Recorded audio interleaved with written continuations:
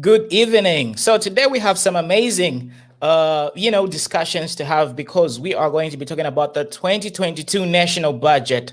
Ala, budget naba fuampole. This is something that a lot of Zambians have been yearning for, and it's a well-known fact that the current budget was obviously, sort of.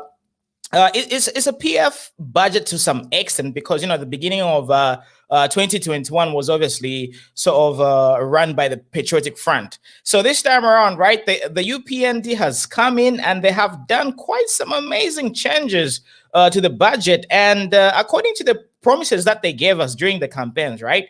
It's happening. So today I just want to hear your opinions because Sean Tembo, aka aka Sean Knoll. Yeah, he's obviously going to have something to say about this particular budget. So I want to hear from the Zambian people. Join this conversation right now. What did you like or hate about the 2022 national budget? Now, I know a lot of you are going to be saying, look, Ukulanda, Kulanda, what about the implementation? But of course, previously we never had these opportunities, right? Like, to be honest, like from my personal opinion, these are the things that I liked about the budget. So while I'm going to be waiting for people to roll through, they don't want to be fast today. Today people are rolling through very fast. So please join this live stream. Click the link in the thing. So what I liked about this particular budget is 30,000 new teachers are going to be sort of employed. So this is obviously going to add to the economy. And, the other thing that I really like about about this particular budget is 20 new secondary schools are going to be built. And, the education is going to be sort of, Number three, tuition fees and the PTA has been abolished in these particular governmental schools, the government schools. So if you have parama tuition fees, nama PTA, it's not really going to be there anymore. So basically, free education, is it free education? Did they deliver what they promised us? I'm really looking forward to hearing what Sean Tembo is going to be saying about this. And the other thing that I really liked about this particular budget is due to the fact that 11,000 health personnel are also going to be employed. So about civil servant, civil servant, this, that. So health personnel are going to be employed as well. Teachers are also going to be recruited and employed. So those are the things that I also like. Then the 1.2 billion public pension debt for the retirees is going to be dismantled, and workers are also going to be able to access their accrued benefits. And then the other thing that I would love to talk about is the the tax below 4,500. You guys are not going to be able to pay your taxes. The payee is not going to be paid. So obviously this is a very progressive budget. And one thing that I can give the UPND is they are using what they had, that whatever money they inherited from the Patriotic Front, right? So, a lot of Zambians have been given positive results, reviews, and a lot of people are actually excited and overwhelmed about this particular national budget. And a lot of you Zambians are beginning to realize, where was President Hakainde Hichilema all this time? You more than 4 times, more than 3 times. You say no to this man, but do you see what is happening? Do you see how he is maneuvering? And this is one of the things that I really like about entrepreneurs. Entrepreneurs work with what they have. In a budget, if it was for the PF, so are you happy with the current budget? Well, the 2022 national budget, what are your thoughts and opinions? So when you're going to be joining the live stream, please turn on your video. I need to see you. So I think the people can say so please make sure you turn on your videos as you join this particular live stream. So let me just add a few people to this particular conversation. While we're doing that, I hope, do you guys remember this song?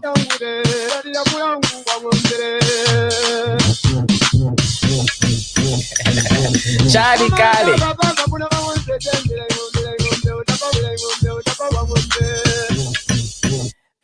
So where are you joining us from, sir? Can you hear me? Is it Madam Lady?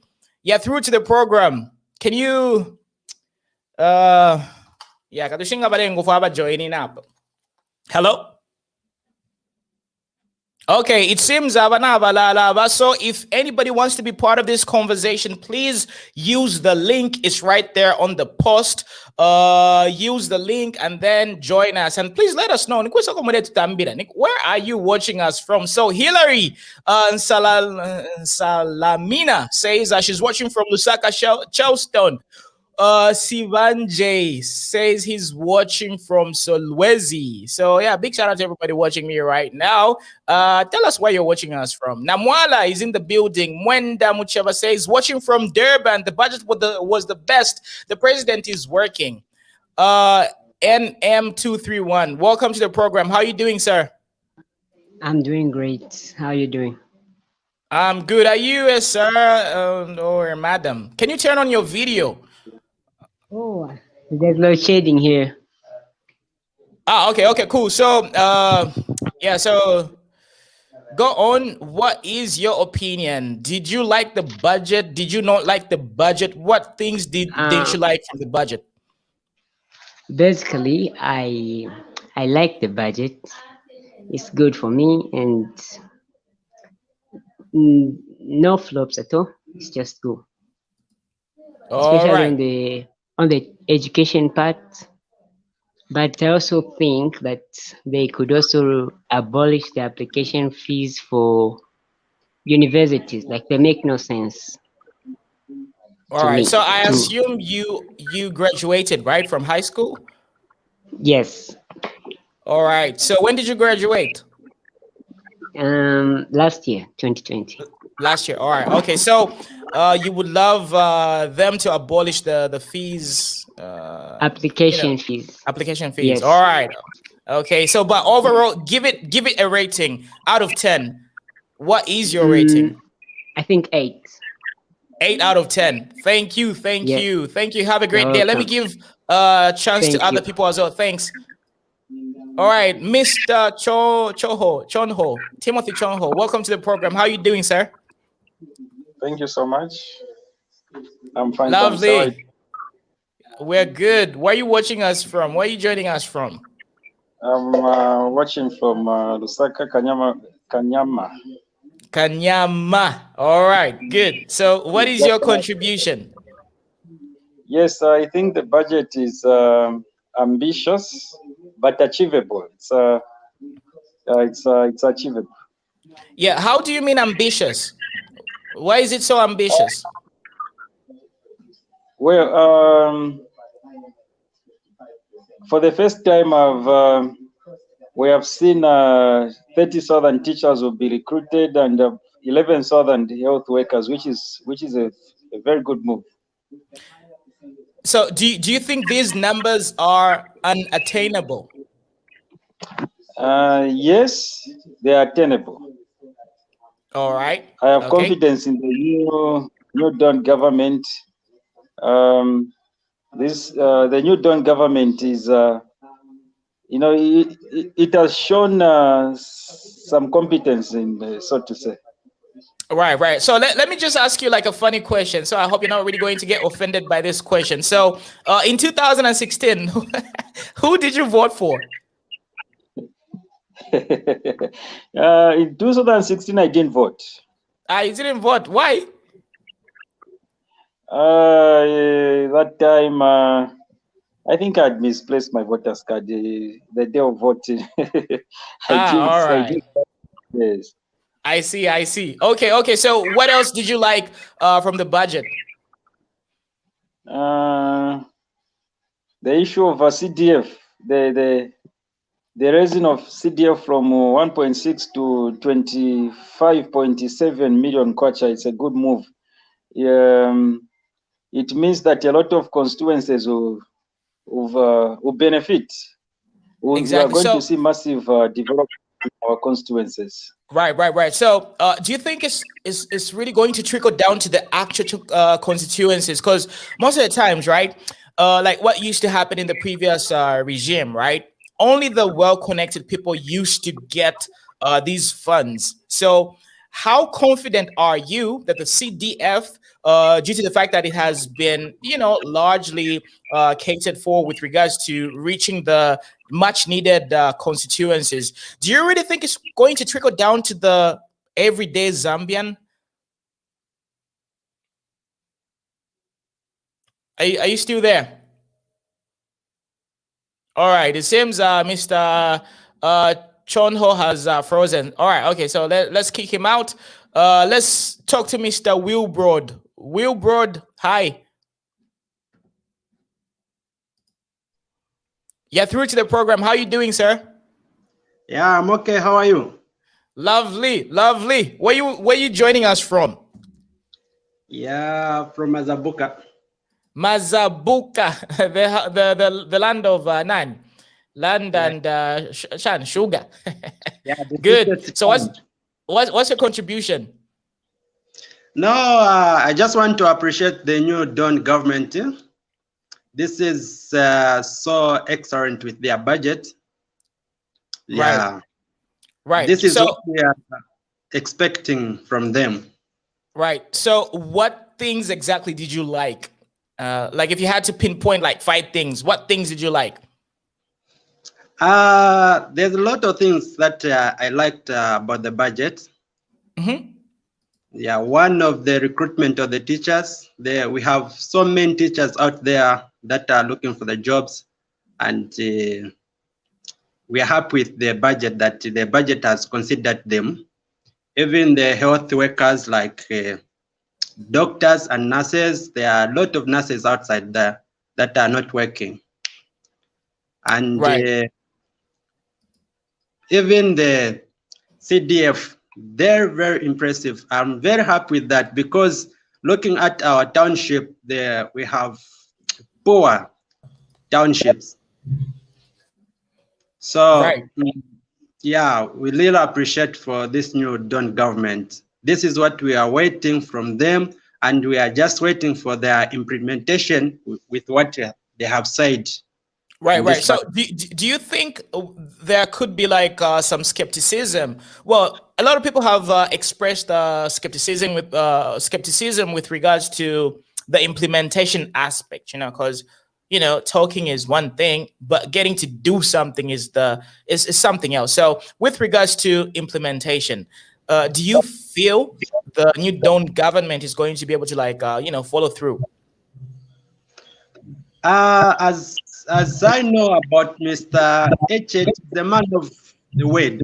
When he says something, he stands with what he says.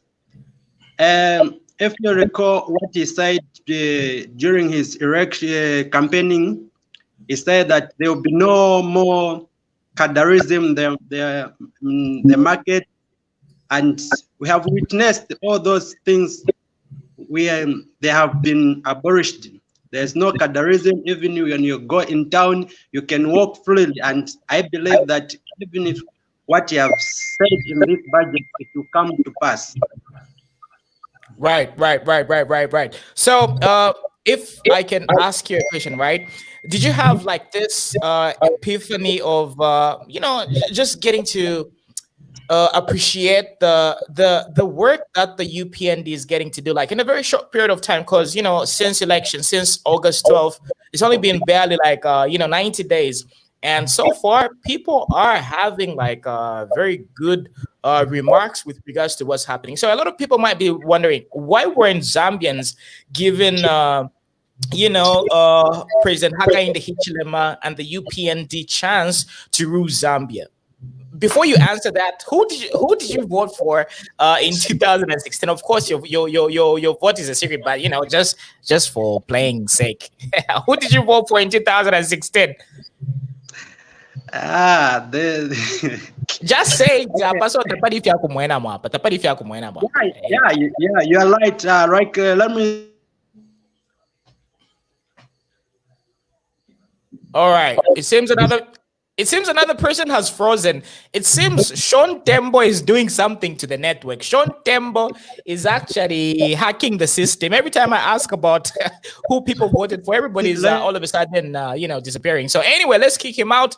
Let's give room for some more people. So, Mr.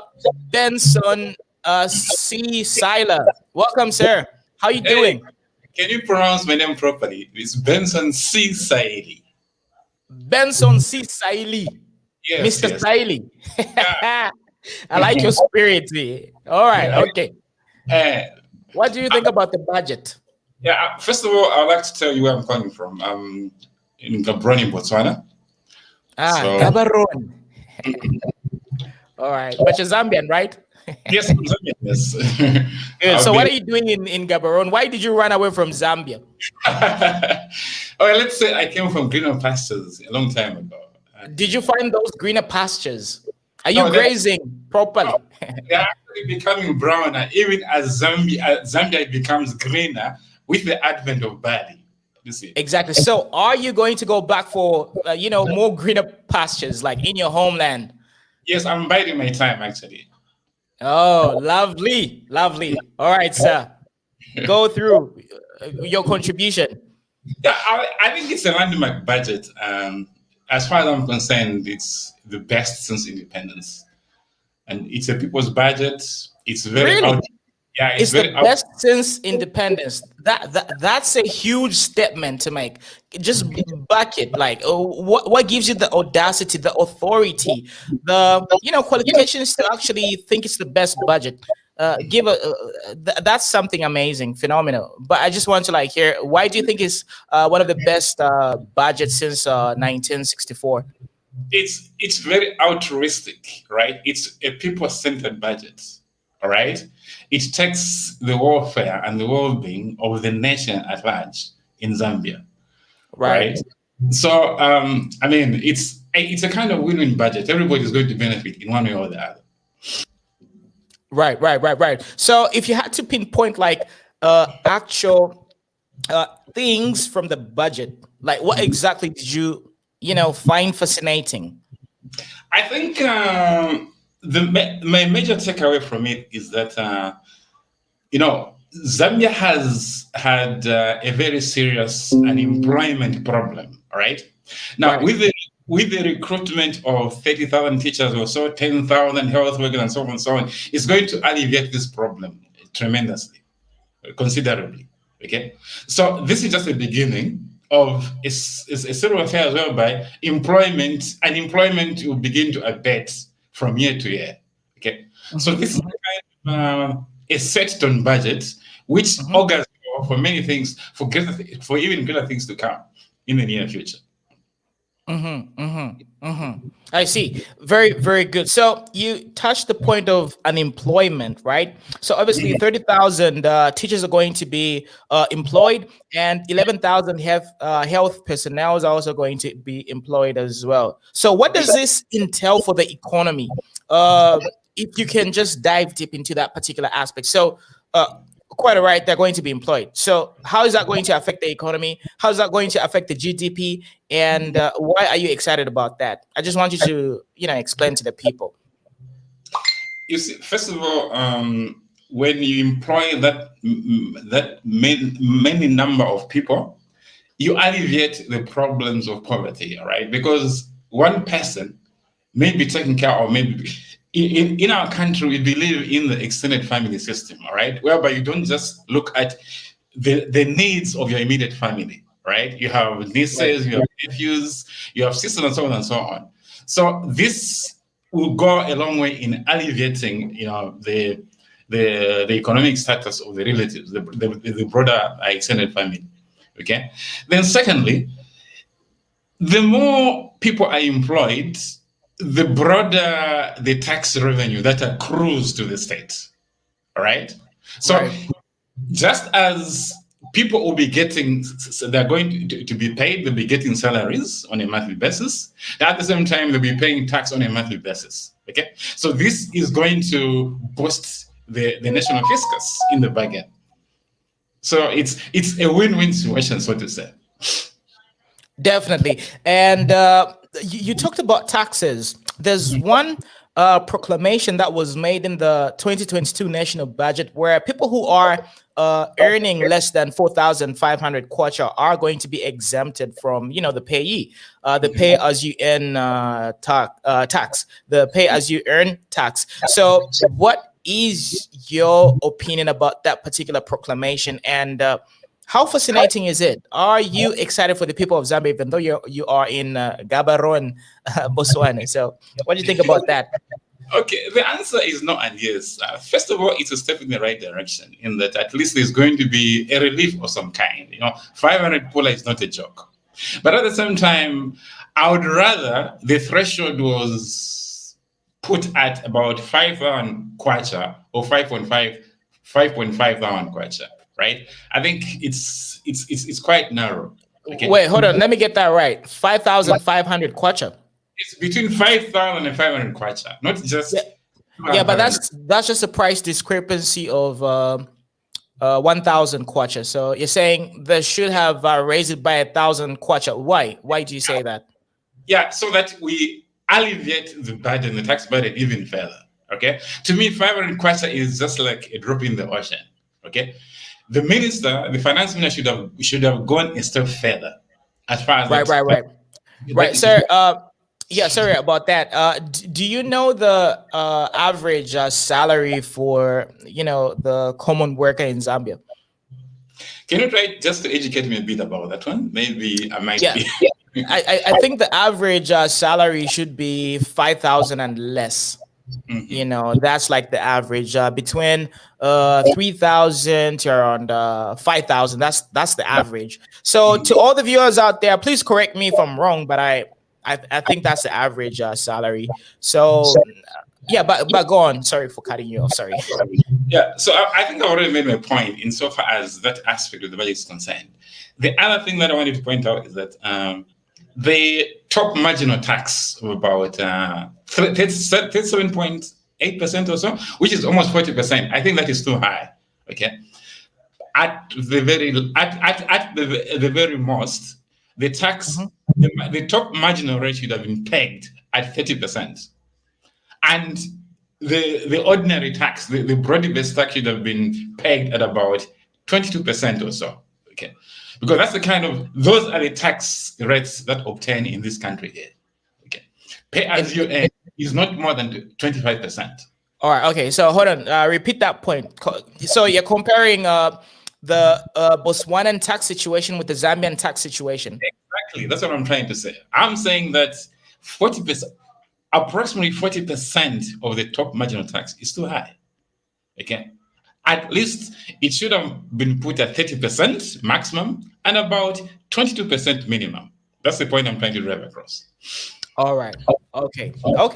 We hear you. So hopefully people are going to be able to, get one or two things, and then perhaps in the next year we're going to be able to lobby for those amendments. So now let's be a little bit sensational and a little bit controversial, because controversy sells.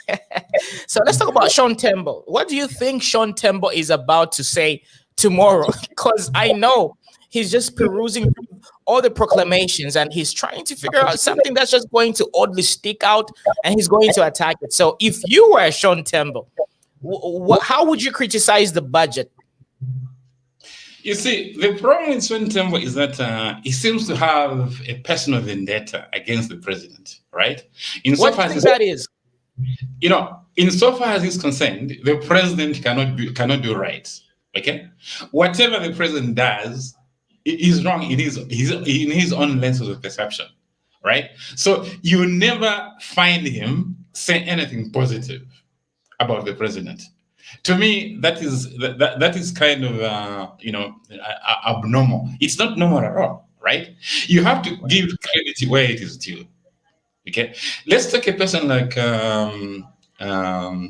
Brother Nevas Mumba, Dr. Nevas Mumba, Sakwina. Oh man, I love that man. No homo. I mean, I respect, and he's full of wisdom. But go on. The way he criticizes objectively, right? It doesn't simply shoot from the hip, right? When he criticizes, you even see the sense in the way he's criticizing. But where Sean Tembo is concerned, he simply criticizes as if, he has an axe to grind with the president. Okay, to me, that is not good at all. Perhaps this is the typical African type of politicking, especially you see Sean Tembo is coming from the previous regime, and we saw him transition from using the same tactics to being somewhat favored by them. So to him, in his brain, he thinks this is how you are an effective opposition political party leader, and this is his ways of giving checks and balances. But there's a thin line between becoming annoying and just literally criticizing everything, and actually speaking sense, if you know what I mean. So perhaps, do you think we need to raise the bar with regards to the way that we do politics, the way that we elect leaders, and the overall threshold of choosing our leaders? Because now Zambians are beginning to see that they were sort of being ruled by people who do not really know exactly how to go about doing things. Now Zambians are able to see the clear changes. So perhaps now I've said a lot of things. So my question is, do you think Sean Tembo is just merely politicking the African way? Exactly. That's what he's doing, right? He's not criticizing constructively, right? I mean, even if you hate somebody, even your most ardent, your most mortal enemy, right? There are times when they do things that you're supposed to commend, things that you're supposed to applaud, right? But where Sean Tembo is concerned, the president cannot do good whatsoever, right? I mean, I don't know how I can describe that kind of mentality on his part, right? I just can't even, put it into words. Yeah, but perhaps he's getting some followers using these antics, because I'm a digital marketer, and especially when it comes to like branding yourself, you have to gravitate towards what people are following. So whenever he criticizes, right, he gets a lot of reactions. People react. Right now we're actually talking about him, which is it's actually working. So perhaps, do you feel we the people are adding fuel to the Sean Tembo's fire? Do you think we're tolerating him? No, we are not, because we have no choice but to tolerate him, because the Bali government, they are champions of the utmost freedom of expression. Okay, no one is barred from expressing themselves. Okay, no one is fettered anymore, like the way it used to be under the PF government. So we have no choice. We just have to kind of put up with them. Okay, but it's that kind of attitude, it's actually redounding to his own detriment. Why? Because everybody who posts on his page, they are poking fun at him, right? They are howling insults at him, right? They are howling vitriol at him. So in the final analysis, he's casting himself as the butt of the joke, the butt of the national joke, right? So it's not going to work, actually, right? It's going to work to his own detriment, to his own disadvantage. So he just have to make amends, if at all he's going to make any headway insofar as promoting himself is concerned. Lovely. So let me just read one of the comments coming through from our viewers. So to all the people watching us right now, you can actually be part of this conversation by joining us using the link in the post. So just look at the link, then you can be able to join our live conversation. The question is, are you satisfied with the 2022 national budget? Did it satisfy your curiosity? Do you think it was good or bad? What things did you like about it? What things didn't you like? So basically, give us your opinions. So let me read one of the comments coming through from one of our viewers. This is coming from Richard Lenga. He says, "I can finally announce that my vote is now at work. The people's budget has been delivered. It's a new dawn indeed. Among the key pronounced areas are, number one, 30,000 teachers being recruited. Number two, 11,200 health workers to be recruited. Number three, 120 new secondary schools to be built. Number four, 1,600% CDF increase. Number five, the PTA fees abolished. Number six, the examination fees in public schools abolished. Number seven, tuition fees in public schools abolished. And number eight, Bohor tax for residential drilling removed. Number 9, PSV license to be kind of lost that. So these are the many things that Mr. Richard Lenga really loved about this particular conversation. I mean, this particular national budget. So, Mr. Siley, how long have you been staying in Botswana? 8 years. 8 years. You probably left Zambia when we had the PF, right? So who did you vote for in 2011? Did you vote? No, you didn't get me properly, Mona. I said that I've been in Botswana for 30 years, 30. 30 years. All right, okay, so you've okay. So all right, okay. So how does that? You've been going back and forth, and how often do you visit Zambia? Typically every December. Typically every December. Typically. All right. I see. But you're still updated with what usually happens, right? Yes, I keep tabs all the time. I read the whistleblower, Mwevantu, and so on and so on. I even follow the program. I'm a very avid follower. I even comment on it. Oh, lovely. By the way, can you just turn down whatever you're using to watch me, because I can hear my feedback? Are you having me like on another tab, or you're just strictly having this conversation with me? Because if you have, okay. I'm only chatting with you, no one else. All right. Okay. Cool.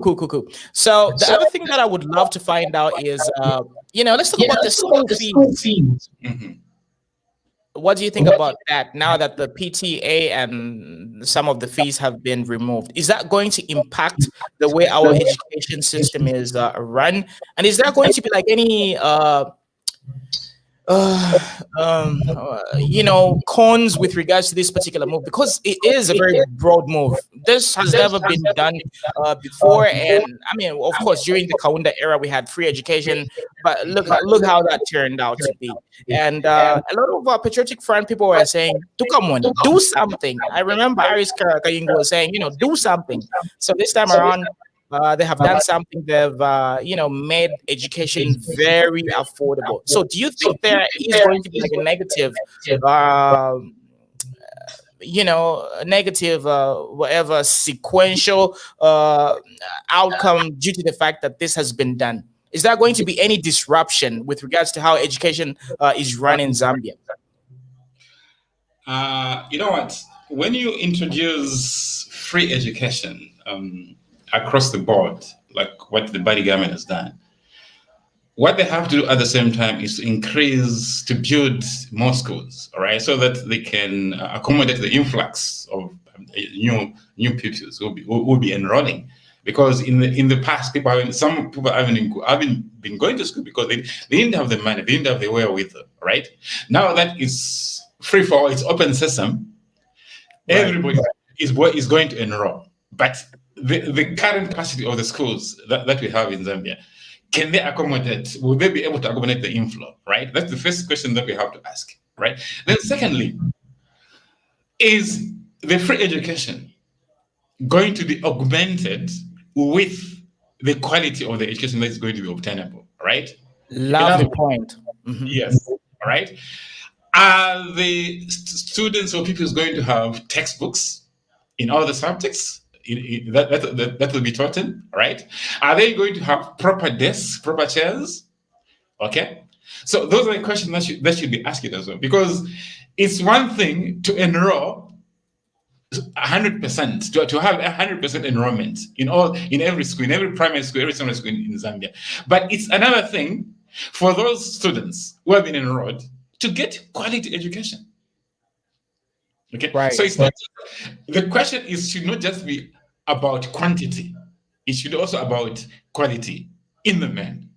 Okay, quality take precedence over quantity. Right. So, do you reckon the quality is going to dwindle? And how are schools going to be able to like raise funds for basic stuff like renovating classrooms, perhaps purchasing new equipment such as computers, and just modernizing the institutions, or rather the schools? So do you think quality is going to, it's going to minimize? No, you know what? I think it will not be advisable to second guess the government at this point in time, because you don't know what kind of S they have up their sleeve. Maybe they have put aside money, funds, to cater to those kind of contingencies. Okay, so we cannot just try to jump to conclusion and say Quiet is going to suffer. Maybe they know what they're doing. That's why they have increased the budget allocation to the Ministry of Education. I think it's about 18 billion kwacha or so. Okay, so let's wait and see. Right. But So, should be concerned about the quality aspect. They should be concerned about. yeah, that's a very great point. So the other question that I might ask you, of course, you're not really the right person to direct this question to, but I just, we love speculating around these ends, and we just love thinking out of the box. So, why do you think the PF wasn't able to do, or rather make such proclamations? Why? Pardon me, please. Why did the Patriotic Front fail to make such proclamations? The free education, the tax exemption, and all these amazing things that have been stipulated in the 2022 budget. Mona, it's simple. Those guys were not concerned about yours and my plight. The only thing they were concerned about was self-aggrandizement, self-enrichment. All right? Look, they failed to pay pensioners. Right? I've got relatives of mine who have been pensioners for the past 10 to 15 years who haven't been paid yet, right? But they were stashing multi-millions in their girlfriends' abodes, all right? They were stashing 65 million people in the Faith Musonda's residence of this world, right? So they were not, they put wool over our eyes, right? They blindfolded us, okay? They were masquerading as devout Christians, all right? But deep down, they were actually the devil's incarnate, okay? So they were not concerned at all, right? They were not concerned about you and me, Mona. They were simply concerned about they themselves, their families, and their parameters. Definitely. So, what do you think is happening to the psyche of a regular Zambian? Because right now, just like I told you initially, right, the threshold, or rather the bar, has been elevated. Do you think perhaps this time around, the average Zambian is going to be able to look back and say, in order for us to have progress, we need to be very serious with regards to who we are electing, because we've been through this with the previous regimes. Do you think the average Zambian has been awoken, if I can put it that way? Yeah, I think we have. We have, because the experience that we had under the PF government has been a very sobering eye opener. Okay. So next time we go to the polls, right, we are going to take stock of a number of factors and say, hey, we should not repeat the same mistake that we made in 2011 or 2015 and so on and so on and so on and so on. Okay. So it's a pity that, Bali was elected only a few months ago. Imagine, Mona, what should have happened to our country if Bali had been elected 15 years ago? But perhaps this is the fuel which is igniting his fire, because he's been through a lot in order for him to get to this particular point. That's why he's got no room for error. He feels he needs to deliver. Him and his team, they need to do whatever they have to do to deliver to the people, because they do understand they've got a very short mandate. Anything goes. This time around, the people of Zambia have got a very short, attention span, and tolerance of Zambians is minimizing each generation and each 10 years. So obviously, they have a lot of pressure to deliver. Yeah, that's very true. You see, we have reached a stage whereby we are not going to condone or put up to any deadwood anymore. All right? Bali has no choice but to deliver. Okay? Bali just has to deliver whether he likes it or not. Look, Mona, if Bali doesn't deliver, believe you me, there will never be another president who is going to deliver if Bali does not. Right? Because as far as I'm concerned, he is the most well-meaning president we have ever had since Levi Manaus. Okay? So if Bali doesn't deliver, then Zambia is cursed. Okay. Definitely. Yes. So that's why we have to rally behind him. All right. We have to pray for him. Okay. We have to send him positive energy day in and day out, so that he sees out his entire tenure without any hiccups, such as disease, deaths, and any kind of victimization. Okay. So Bali just has to deliver, and I'm positive on my part that indeed Bali is going to deliver. Exactly. There's also one problem that a lot of Zambians have, like me included, especially due to the fact that we only um, hold these leaders accountable like every 5 years. So what I'm seeing is a shift in mentality with regards to how Zambians receive governance from the elected leaders. This time around, right, we've got different Facebook platforms, and people are very vocal. Like people are watching every step. So,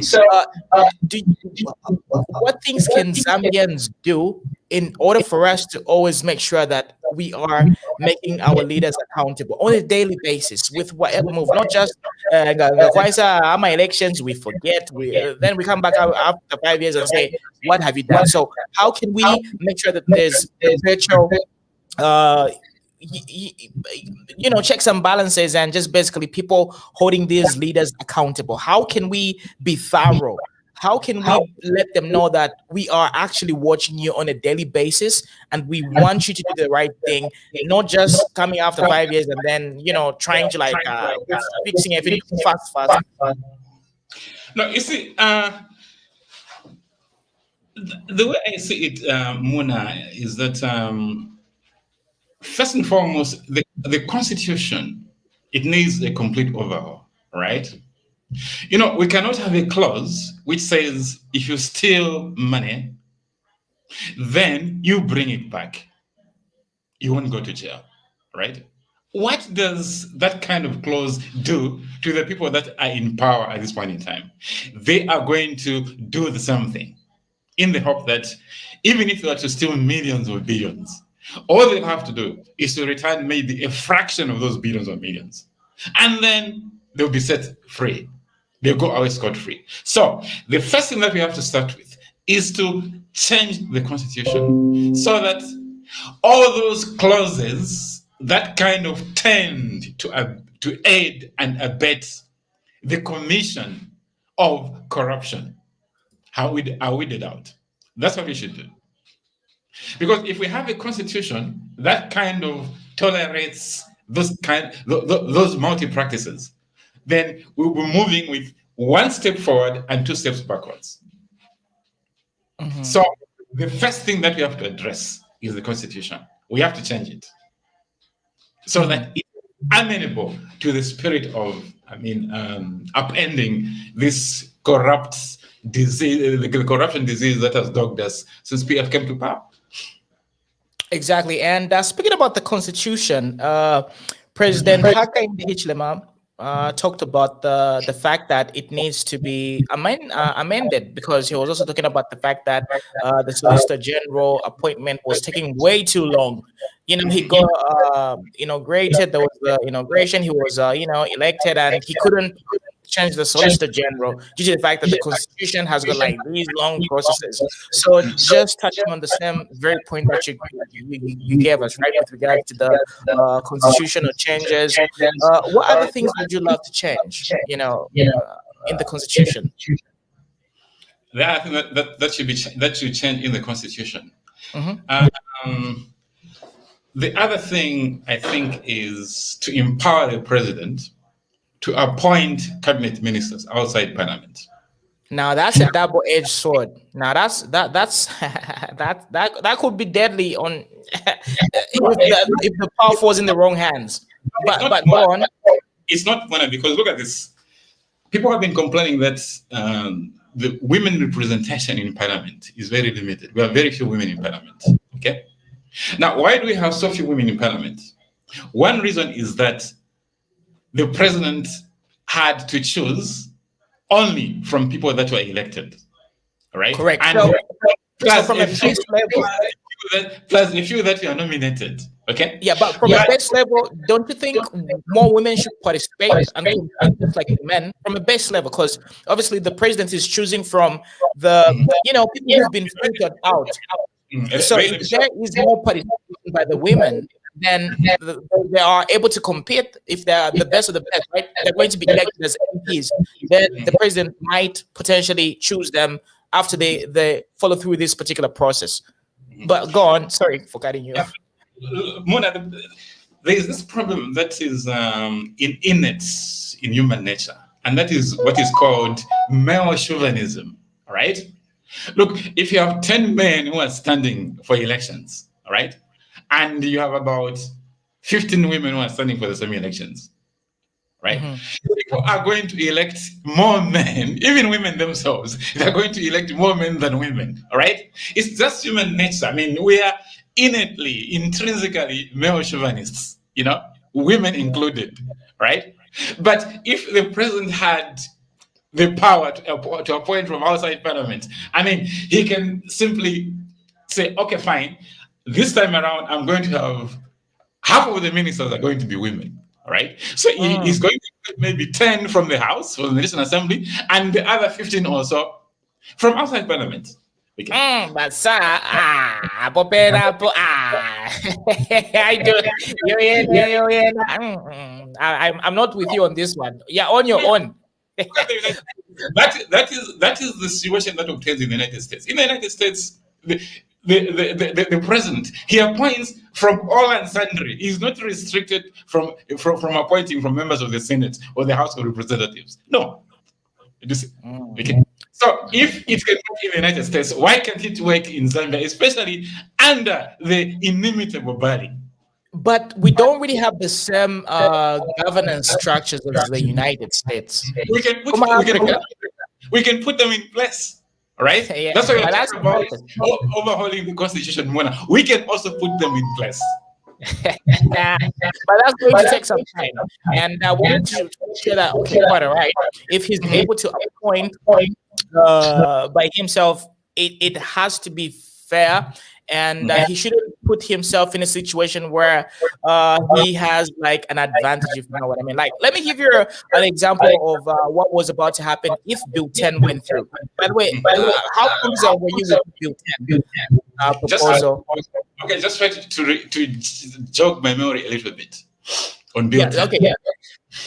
So Bill 10 was this proposal that the Patriotic Front is trying to push through, and they actually spent a lot of money on Bill 10. Raphael Nagachinda was flying all over Zambia trying to convince the people to vote for it, and they spent a lot of money trying to push Bill 10. So basically, what Bill 10 could have done in Zambia is obviously influencing the delimitation procedure. This is mostly going to affect constituencies and the power to have structures. So if Bill 10 was able to go through, for example, if the Patriotic Front wanted to create certain constituencies in certain areas, right, they could have easily done that. So what they could have done is they could have put Dama constituencies in Gimuma strongholds where they knew that they were going to have like an advantage over UPND. So to me, that was one of the most evil things of Bill 10.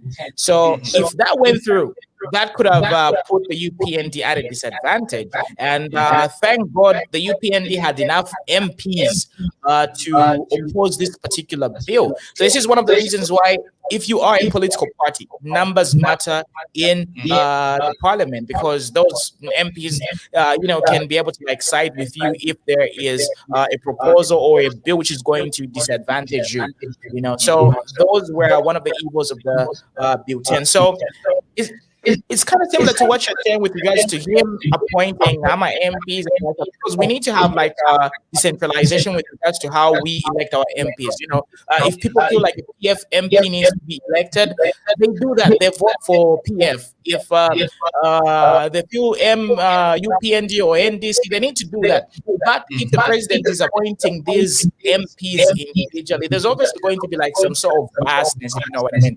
So our structure this particular moment is fair because people are having the power, but if the president is able to like choose AMA MPs and appoint, there's going to be a bit of biasness, That's how I feel. Yeah, but look at this, Mona. You see, even if the president has power, like the situation that obtains in our present circumstances, the president has power. He has the right to appoint members of cabinet from the National Assembly, right? But does he appoint every Jim and Jack, Mayor and Sharon? No, he doesn't. He still selects from the 156 that are in the House, right? So I mean, it doesn't make any difference, right? Because even in the under the present constitution, he still selects from an aggregate number, right? So even if he had the power to appoint from outside the National Assembly, I mean, the same criteria would apply. Yeah, but the people are influencing his decision. First of all, the people select, and then those MPs which have been selected, that's what the president looks at. So the people are influencing the outcome of who he gets to choose. It's not just... Yeah, but look at this, Mona. You know, when people elect somebody to the National Assembly, right? Does it mean that they have made the right decision, right? Oftentimes they vote on a partisan basis, right?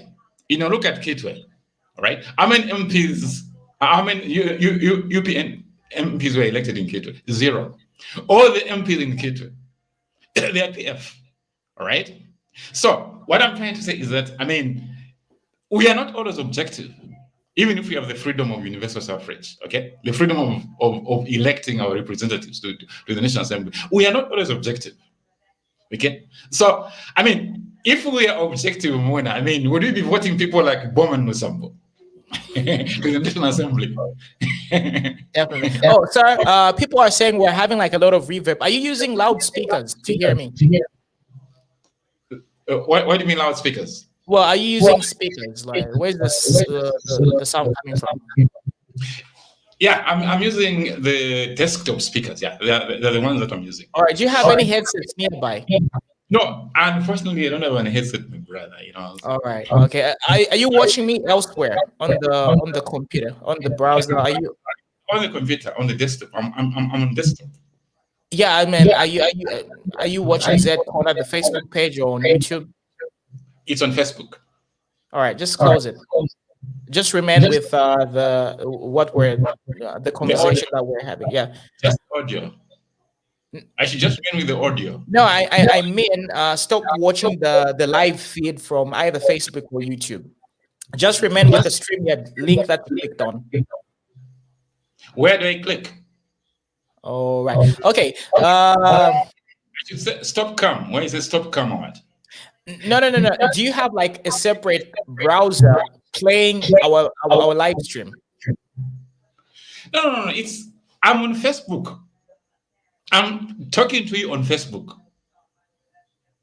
Okay. All right. That's confusing. So just use the StreamYard link that you clicked on. That's it. Like don't play anything in the background. Like don't play Facebook. No, there's nothing that is playing in the background. I don't know where that is coming. Right. Okay, can you just slightly minimize the volume on your thing speaker?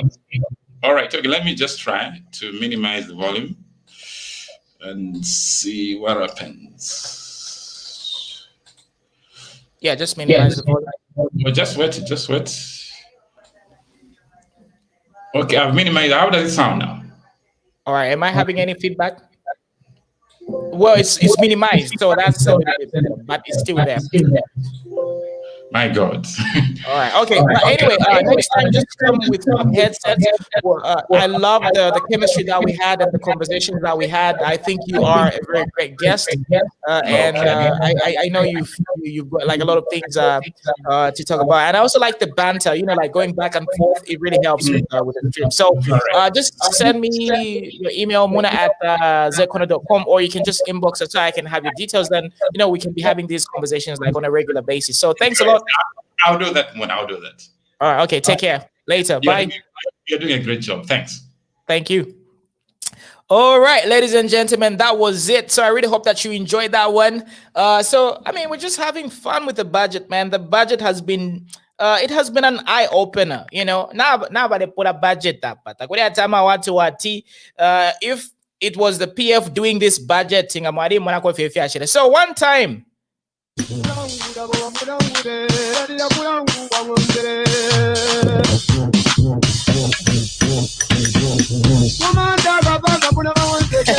so right now we're actually jamming to the Tonga Boo anthem. Of course, I'm just being, sensational right now because I love being sensational sometimes. I love being mischievous. So let me also play this one.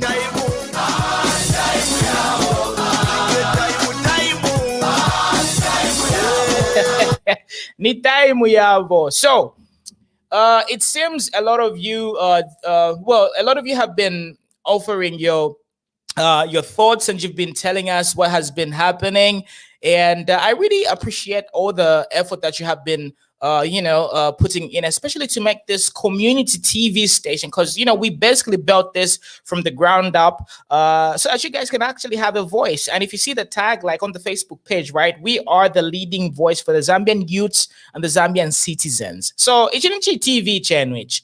If you want to have something to say, just click on the link, join, and let the people know how you feel. It's good to have therapeutic sessions, especially as citizens, because this is one of the ways we get to breathe. This is one of the ways we get to tell the people out there what we are feeling and how things are going. So tuatasha sana mwevantu lero. I won't even make this like super long because I was like working. And Nina, this is one of the reasons why I actually started like a little bit later.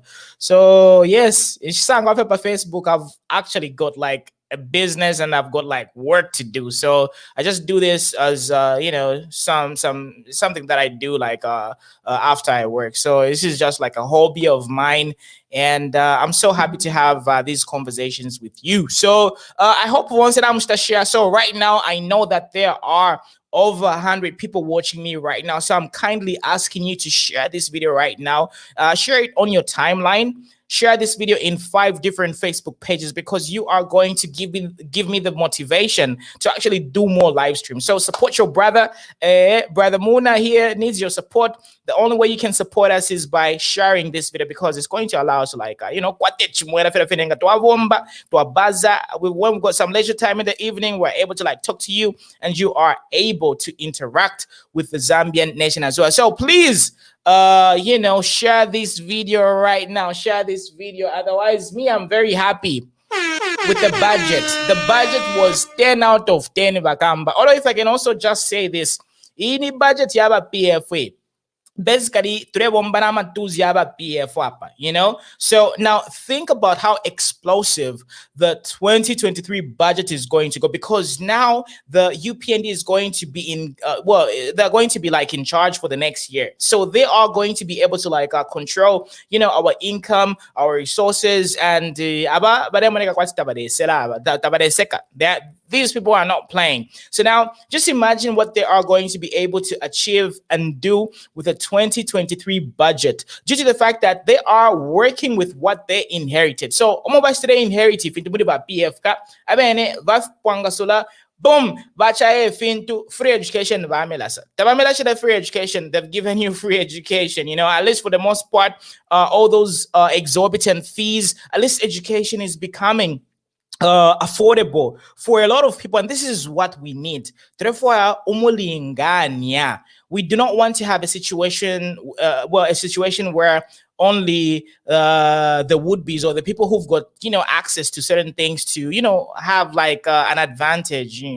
At least when we talk about the basic necessities, water, education, access to information, everybody should have these things, so that at least somebody out there, muma rural, muma deep jole, at least somebody can be able to like maneuver and get some education, and then be able to provide opportunities for themselves. And this is what we need. We do not just want to concentrate on the Copper Belt, Lusaka and all these, because if you take a look at the statistics, 50% of the jobs in Zambia are mostly found in Lusaka and on the Copper Belt. Then there's obviously the northwestern, northwestern Maida. So we need to have a balanced way of distributing opportunities and wealth. We want people from Shangombo, Kuma Western Province, Kuma Northern. Everybody should nobody should feel like they need to migrate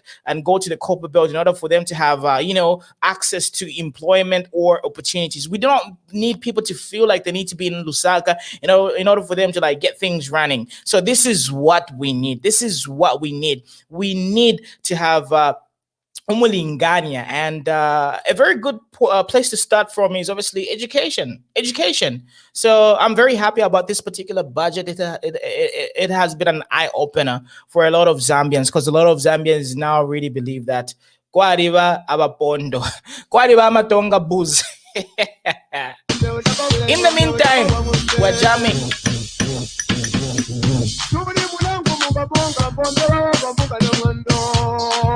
So one more time to all the people watching me right now, I have a question for you, because I'm going to be displaying your comments. So 1 out of 10, rate this particular budget, the 2022 budget presented by Dr. Stumbekom Sokotwani as the finance minister, obviously working with the UPND government. How do you rate it? 1 out of 10. I've got a lot of people watching me right now, so 1 out of 10. Don't say anything, just say 2 out of 2, 10 out of 10, 3 out of 3, and all that stuff. So let's go. I'm going to be displaying your comments right now. In the meantime, we're going to be jamming to Tonga Boo.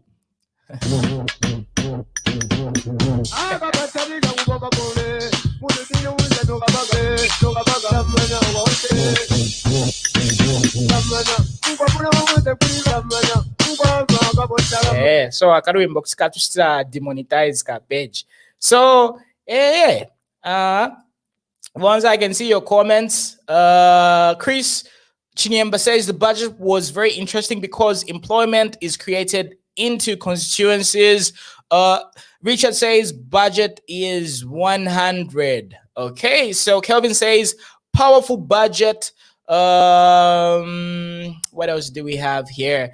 Montero says if it were to be implemented as it was presented, then Zambia is heading in the right direction. I do agree with you. So we need to we need the implementation. So Chilufia Vuadia says you are right. Sean Tembo is not a realistic person. His arguments and his so-called checks and balances are always baseless. So big shout out to Chilufia Vuadia. Chilufia Vuadia is a consistent supporter of Zek Corner. Big shout out to you, Chilufia Vuadia.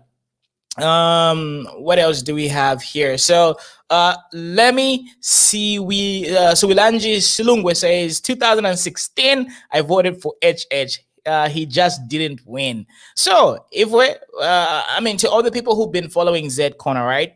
Obviously this particular page was created like 2015 2016, but one of the most influencing factors why we obviously kept on going and just growing the pages, we saw that in 2016 the UPND was the victory was actually stolen from them, because using IFMA technologies, we've got access to like a lot of information. We've got access to a lot of information which a regular Zambian doesn't really have. So in 2016 we called it. We said there's obviously robbery happening here, and we thought, what can we do in order for us to sensitize Zambians? And mind you, during that particular time, right, like pre-2015, pre-2016, right, like before that time, the digital atmosphere in Zambia wasn't really that ideal.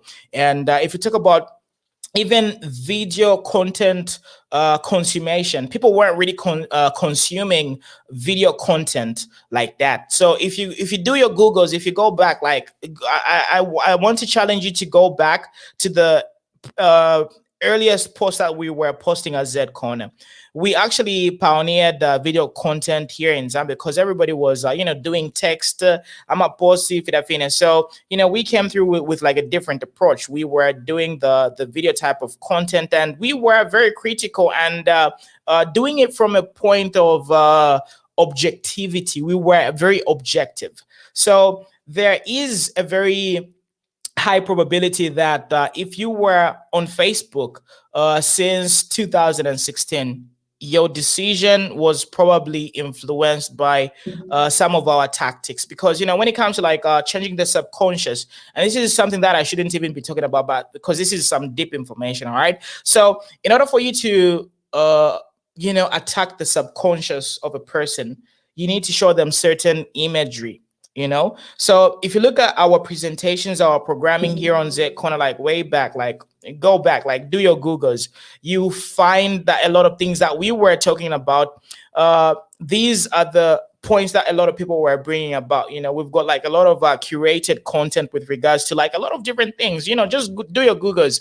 So one of the leading factors that really propelled us to like be kind of pro UPND, because at that particular moment, right, we knew that the Patriotic Front was like ruling, and they had the Kada mentality, and it was very hard for people to even objectively talk about things because the atmosphere wasn't really that allowing for people to sort of express themselves like we are kind of doing at this particular moment. So, at that particular time, right, a lot was at stake. Personally, I wasn't able to like do these live streams.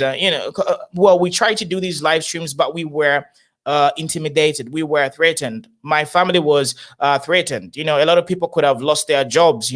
So there was like a lot of things at risk. But due to the fact that we've got technology, there's other ways of skinning the cow, if I can put it that way. So we use like different methods to sort of make sure that we bring the Zambian people to get to like see what is happening with regards to reality. So if you take a look at what has been happening on Z Corner, we've never ever done like a paid sponsorship for the Patriotic Front. We were strictly, showing what was happening and what they were doing, and we were bringing those sort of points to light, and a lot of people got to like see a lot of our programming, and we were able to like affect your subconscious as well. So this is one of the reasons why I am so happy to finally see that Zambians appreciate the new Dawn government. And to be honest, if these guys are going to end up retrogressing us as a nation, I will be the first one to like do what we did before.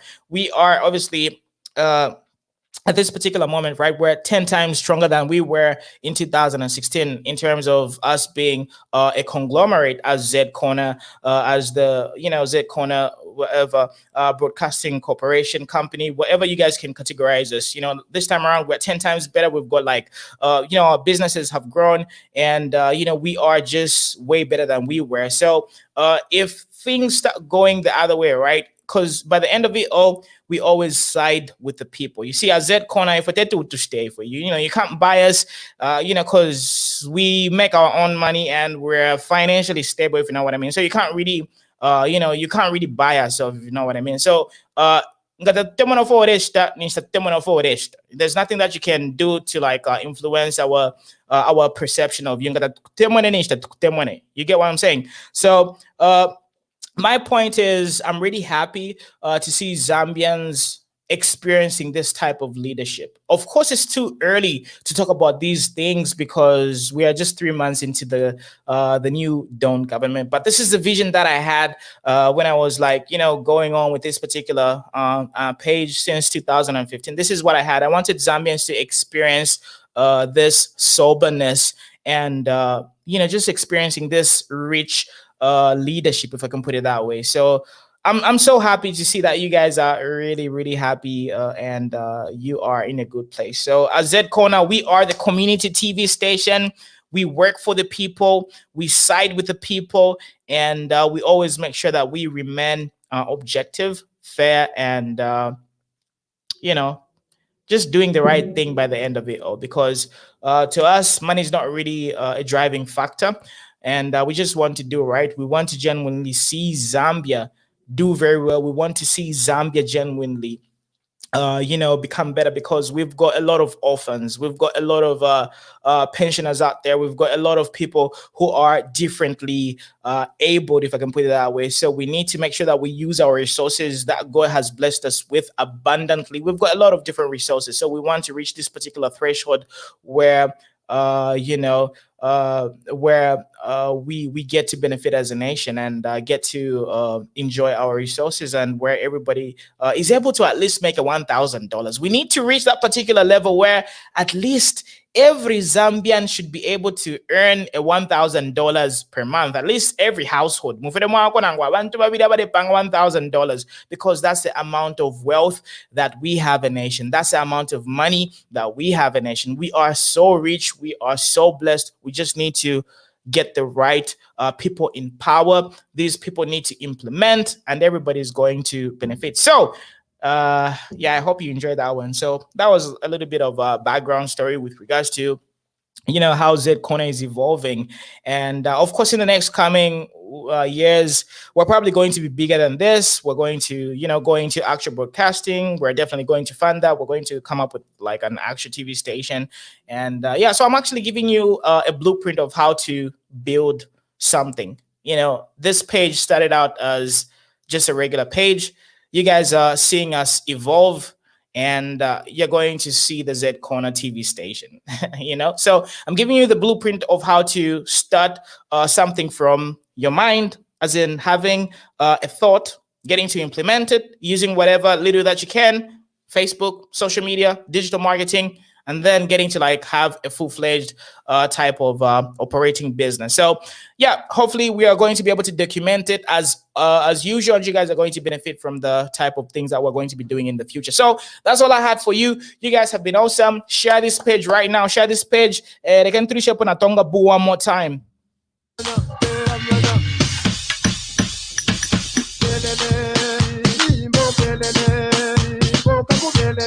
And mozegeta time yabo. So ni time yama Zambians right now.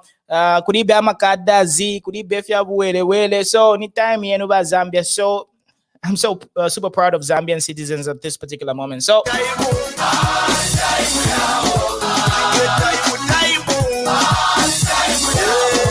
anytime you have Zambians, this is all I had for you today. So once remember, share this video, because that's the only way you guys can get to like encourage us to do more and just be of use to society. So and be blessed, take care, and God bless you.